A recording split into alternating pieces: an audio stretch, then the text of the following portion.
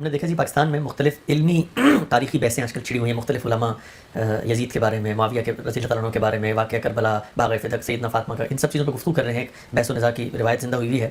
تو اس میں ہم نے یہ دیکھنے میں سامنے آیا کہ علماء ایک دوسرے کے خلاف مختلف نقطہ نظر کو توہین اور گستاخی پہ معمول کر رہے ہیں، یہاں تک کہ بعض لوگوں کے خلاف مقدمات درج ہو گئے اور بعض لوگوں کو جیل بھی جانا پڑا.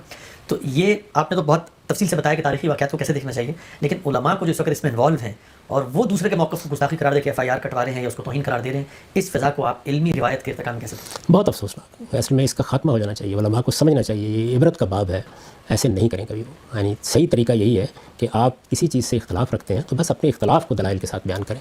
ہر چیز میں گستاخی ڈھونڈنے کا طریقہ یہ لوگوں کے درمیان نفرت پیدا کرتا ہے. ابھی میں نے ذکر کیا مولانا سید ابواللہ صاحب مودودی کی کتاب خلافت و ملوکیت کا. خلافت و ملوکیت کے بہت سے مباحث سے مجھے بھی اختلاف ہے. بعد کی تحقیقات سے میرا زاویہ نظر بھی بعض معاملات میں مختلف بن گیا. میں نے صلاح الدین یوسف صاحب کی جس کتاب کا ذکر کیا وہ ایک دوسرے زاویہ نظر کو پیش کرتی ہے.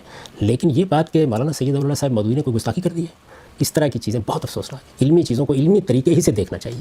ایک مسلمان جو اللہ پر ایمان رکھتا ہے، اللہ کے پیغمبروں پر ایمان رکھتا ہے، صحابہ کرام کے ساتھ محبت کرتا ہے، کیوں گستاخی کرے گا؟ اور اگر فرض کیجئے کہ کسی آدمی نے اس طرح کی بدزبانی کہیں کی ہے تو اس کے معاملے کو اللہ پر چھوڑ دیجیے. آپ علمی طریقے سے اس چیز کی غلطی واضح کرنے کا طریقہ اختیار کریں.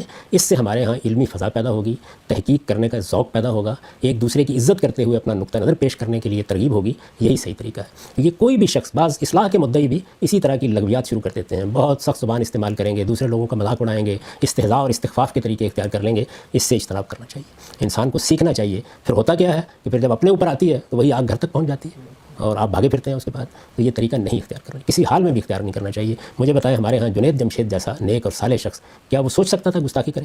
ایک بات اس نے بیان کی، زیادہ سے زیادہ توجہ دلا دیں. بالکل یہی طریقہ اہل علم کو بھی اختیار کرنا چاہیے.